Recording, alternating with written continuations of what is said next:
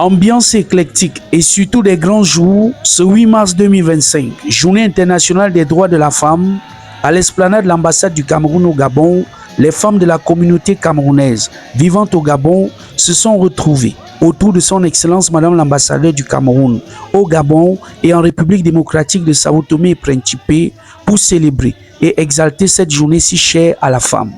Rayonnante, belle et élégante, dans différents modèles de la tenue du 8 mars, elles ont valablement porté l'étendard du dynamisme et de la beauté de la femme camerounaise à l'heure où l'on parle de l'autonomisation de la femme.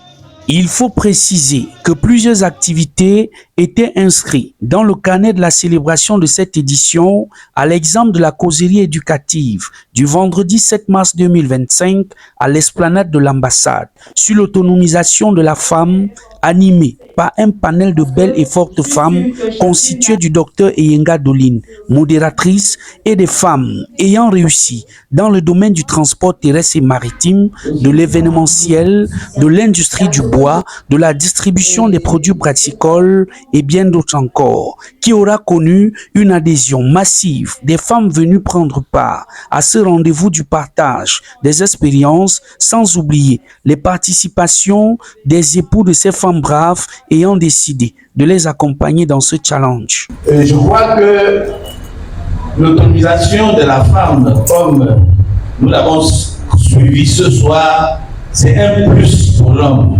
Sincèrement, nous pensons que nous devons encourager celles-là qui ont des initiatives. Moi, personnellement, pour vous parler de mon expérience, je ne sais pas quand est-ce que mon épouse achète, je ne sais pas combien coûte une tenue de femme, je ne sais pas combien coûte une chaussure, parce que mon épouse est autonome, elle se prend en charge totalement. Son Excellence Madame l'ambassadeur, ayant aussi pris activement part à cette causerie éducative, a tenu à féliciter ces femmes qui sont désormais un modèle inspirant pour leurs sœurs. Compris que leur rôle ne se limite pas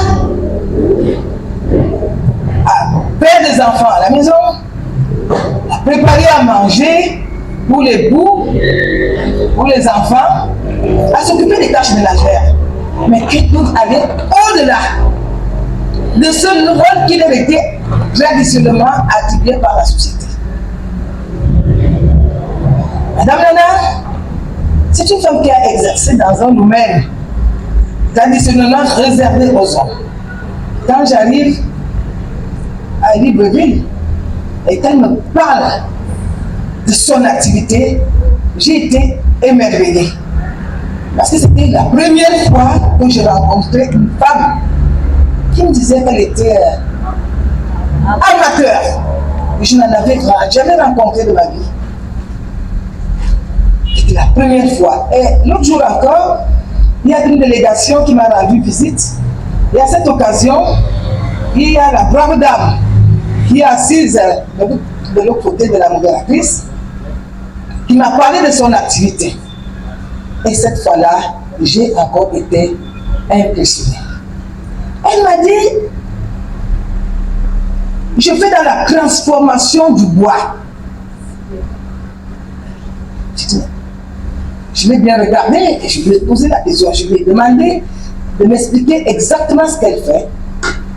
Elle m'a expliqué brièvement ce qu'elle fait. Et je vous avoue, j'ai été très fière d'elle. Et d'ailleurs, j'ai décidé d'aller voir sur place ce qu'elle fait.